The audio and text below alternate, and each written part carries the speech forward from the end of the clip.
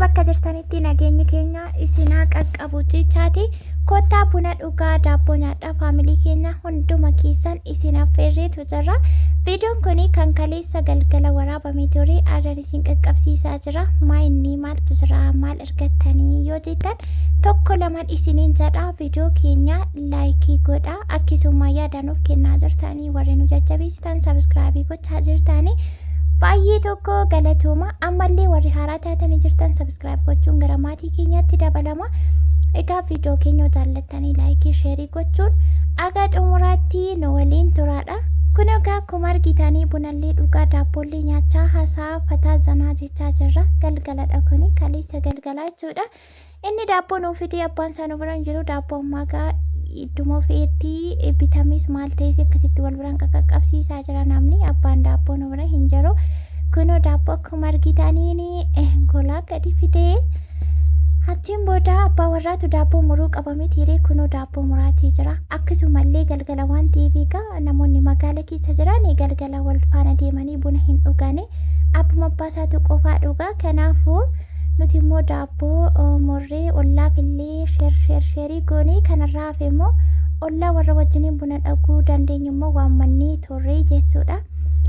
Ijoolleen koo garina bira jiran keessaa tokko deemtee tokko jirti shumatu dhufa. Kan kanaan achi ollaa biraa wajjin buna dhunnu kan galgal wajjin buna dhunnu hin qabnu.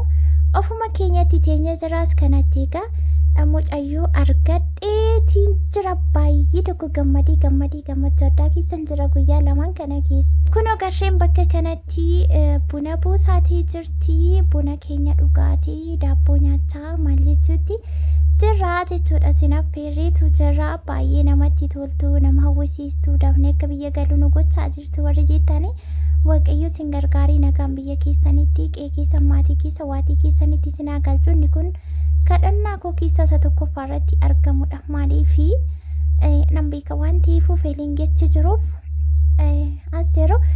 Egaa kunoo ani galgala keessuma baay'ee natti qorraa. Kanaafuu kobbortaa keessa galee maal jedhee malee baay'ee tokko qorra dadhabaan jira.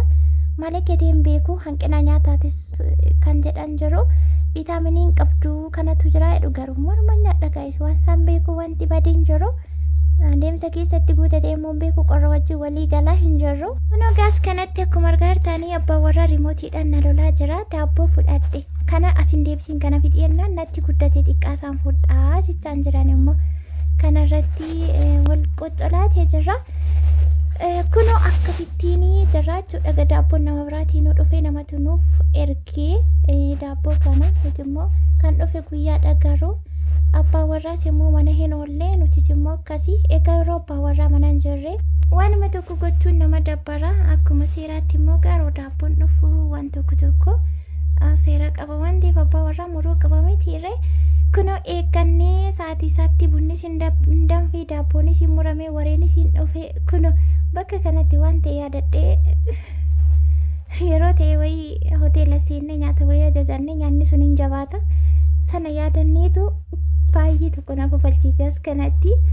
Innaa akkasittiin haasaa jirra kanuti akka nama guddaa nu godhu yeroo baay'ee akka ijoollee nu godha. Kana caaladha kan nuti wal qoqqollee waliin haasofnu. Isiniin illee gaattiin isinaa ga'u warra yaaddanii warra hawwitaniin isiniin jedha baay'een keessanii hin hawwinii nu ariifachiistee maal nu gootii jettanii kominarra kaasaa jirtanii. Dafaatii kottaa waaqayyo sinaa gargaaruu hin qaqqabattu. Nuti hariiroo jaalalaa lamaan keenya jidduu jiru keessatti wanta walitti mufannee walitti gaddinee walitti aarree dhiifamaa walii dhisnee ol kaawwannee qabnu hin qabnu. Garaan keenya waliif baay'ee qulqulluudha. Kan keenya kan suura maxxansuu maal gochuun alatti baay'ee nama hawwisiisu keessi isaanii garuu bukkoodha. Nuti immoo karaa suura maxxansuu sooshaal miidiyaa kanarra wal oofuu irratti zeeroo irra jirra. Waan akkasii irratti fedhiillee hin qabnu. Garuu mana keenya keessatti garaan keenya jiruuf jireenya keenya keessatti hariiroo keenya riileeshnshiippiin keenya baay'ee qulqullaa jaalalaan kan guutame akkasii jechuudha. Namoonni tokko sooshaal miidiyaa irratti yeroo arginu alatti baay'ee tokko nama hawwisiisu garuu manni isaanii keessa otuma akkas jennuu akka wal jaallatu akkamitti wal faana deemu akkamitti suura ka'u maal isaanii maal jaanii jennee waamii qawwinu otuma akkas jennuu walii kan dhiisanii isaaniitu baay'ataa jechuudha. Mana keenya keessa waan akkasiin jiru akkasumara miidiyaa irratti namni wal baasuudhaaf fedha qabullee hin jiru. Mana keessatti garuu jireenya nagaadha kan jiraatu. Kanaafuu murteessaan jiruuf jireenya keessatti kan alaatu hin taane kan mana keessaati. Mana keessatti nagaa waliif qabaannan namni aga kamuu yoo ta'e inuma jiraataa jechuudha. Ganuuti caalaatti kan wal arginu waliin haasofnu waliin taphannu galgaladha. Inni hojiitti waan biisii ta'uu fi yeroo muraasa dhamisaa kan dhufu darbee malee keessumaa muraammaa kanatti biisii ta'etu jira. Ganama wal gaggeessina. Galgalammoo walitti dhufna kunoo galgalimmoo hojiin keenya kanumaa jechuudha. Akkasirratti argaatii jirtaani kana fakkaataa viidiyoo isinittiin dheeressu walumaa gala isaatti isin affeereetiin jira. Kottaa isinin jedheera hunda keessan tokko ta'uun hafiini. Irra deebii warri haaraa taatan sabskraayibii godhaalees ka'uu gara 30tti nu ariyaa isiniin jenna. Kan kanarraaf immoo viidiyoo keenya laayikii godhaa jajjabeessa.